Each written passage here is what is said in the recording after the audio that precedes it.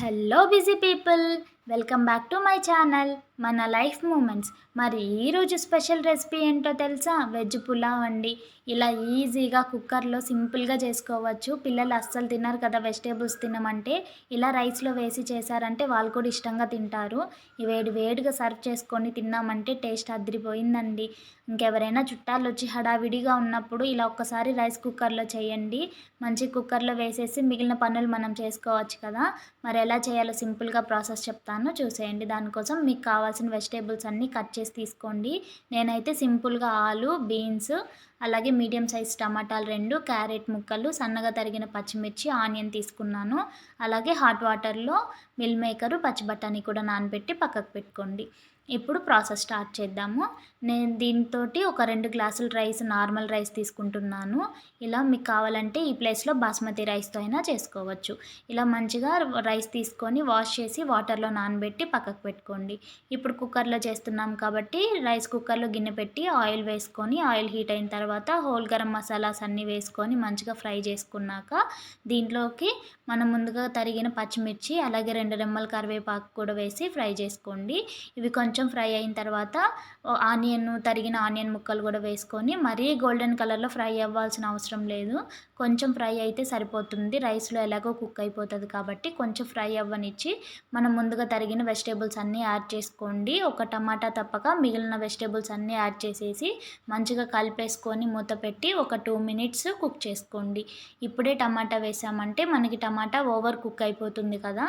అందుకే టమాటా తప్పక మిగిలిన వెజిటేబుల్స్ అన్నీ యాడ్ చేయండి. ఒక 2 మినిట్స్ తర్వాత ఇప్పుడు టమాటా యాడ్ చేసేసి ఇంకొక 2 మినిట్స్ మంచిగా వెజిటేబుల్స్లో మసాలా అంతా వెజిటేబుల్స్కి పట్టేలాగా ఒక 2 మినిట్స్ కుక్ చేసుకోండి.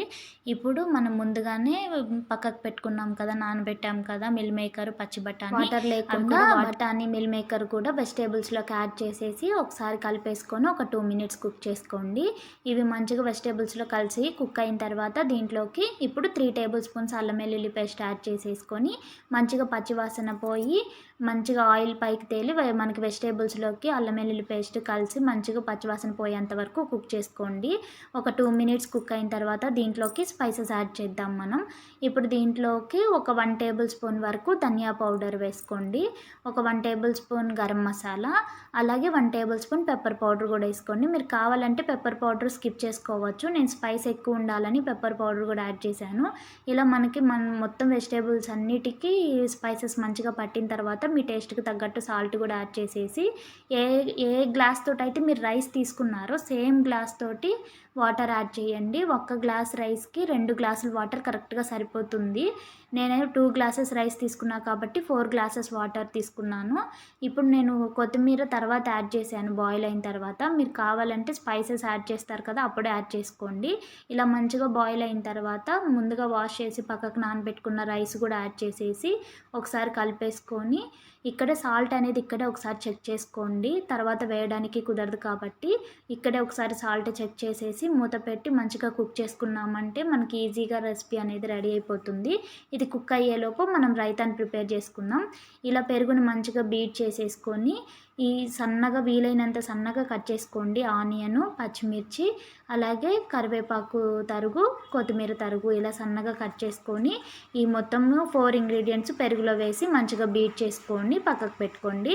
మనం రైస్లో ఎలాగో సాల్ట్ యాడ్ చేస్తున్నాం కాబట్టి రైతాలోకి మరీ ఎక్కువ సాల్ట్ వేయొద్దు. ఒక 1/2 టేబుల్ స్పూన్ లైట్గా వేసుకొని ఒకసారి అలా బీట్ చేసేసి పక్కకు పెట్టేసుకోండి రైతాని. ఇప్పుడు కుక్ అయిన తర్వాత చూపిస్తున్నాను చూడండి. రైస్ అసలు ఎంత పర్ఫెక్ట్గా కుక్ అయిందో, చాలా అంటే చాలా పొడి పొడిలాడుతూ చాలా సింపుల్గా ఉంది కదా రెసిపీ కూడా. అలా వేడిగా సర్వ్ చేసుకున్నామంటే అదిరిపోయిందండి టేస్ట్. మంచిగా ఆనియన్ పెట్టుకొని అలా రైతా వేసుకొని తింటే నెక్స్ట్ లెవెల్ ఉంది టేస్ట్. మరి ఒకసారి ట్రై చేసి ఎలా వచ్చిందో కమెంట్స్లో కమెంట్ చేయండి. చాలా సింపుల్గా రైస్ కుక్కర్లో చేసేసుకోవచ్చు.